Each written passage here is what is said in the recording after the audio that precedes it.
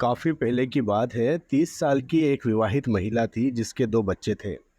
अन्य लोगों की तरह उसका लालन पालन एक ऐसे घर में हुआ था जहां उसे हर वक्त आलोचनाओं का सामना करना पड़ता था और माँ बाप उसके साथ व्यवहार भी अधिकांश अच्छा नहीं होता था। परिणाम यह हुआ कि उसमें हीन भावना और स्वाभिमान की कमी घर कर गई और उसमें आत्मविश्वास नाम की कोई भी चीज़ नहीं थी। नकारात्मक सोच के साथ वो हर वक्त डरी सहमी सी भी रहती थी। वह बहुत ही शर्मीली थी और ख़ुद को महत्वहीन समझती थी। उसे लगता था कि उसमें किसी भी काम के लायक प्रतिभा नहीं थी। एक दिन वह कार से स्टोर जा रही थी।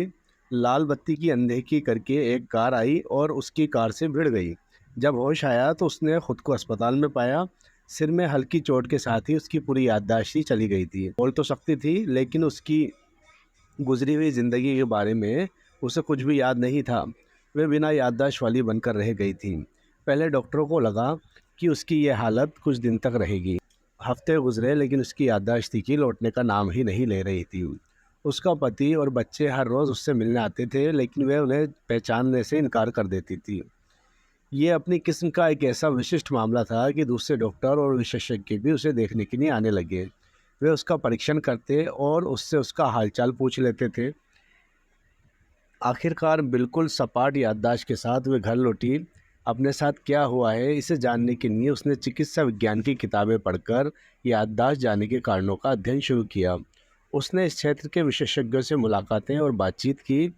आखिरकार उसने अपनी हालत पर एक पेपर लिख डाला। कुछ ही दिन के बाद उसे अपना पेपर पढ़ने और उससे संबंधित सवालों के जवाब देने के लिए एक चिकित्सा सम्मेलन में शामिल होने का आमंत्रण मिला। उसे न्यूरोलॉजी संबंधी अपने अनुभव और विचार भी साझा करने थे। इस दौरान एक चमत्कार ही हुआ।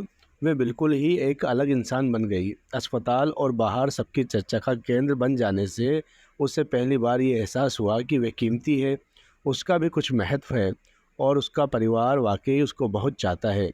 चिकित्सा जगत का ध्यान अपनी ओर खींचने और उन लोगों से मिली पहचान ने उसके आत्मविश्वास को और ख़ुद के बारे में सोच को और बेहतर बना दिया। वो एक बेहद सकारात्मक, आत्मविश्वास से परिपूर्ण, खुले विचारों वाली महिला बन गई जो कि बेहद स्पष्ट वक्ता और जानकारी से परिपूर्ण थी, जिसकी एक वक्ता और अपने विषय की जानकार के तौर पर चिकित्सा जगत में काफ़ी मांग थी।